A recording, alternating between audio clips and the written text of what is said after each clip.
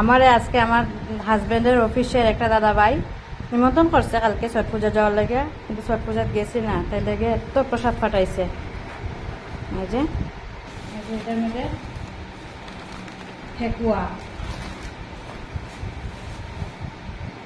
গটের নারিকেল, সব বছরের কলা,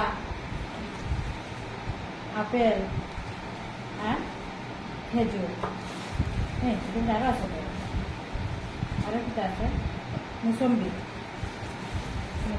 আর এই যে এটা হলো গিয়া প্রসাদ। এটা হলো তারা যে নিমন্ত্রণ করে, নিমন্ত্রণ খাওয়া পোলাও,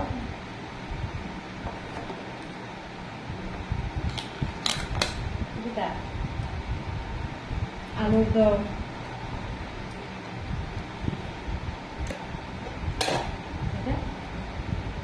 পনির তরকারি।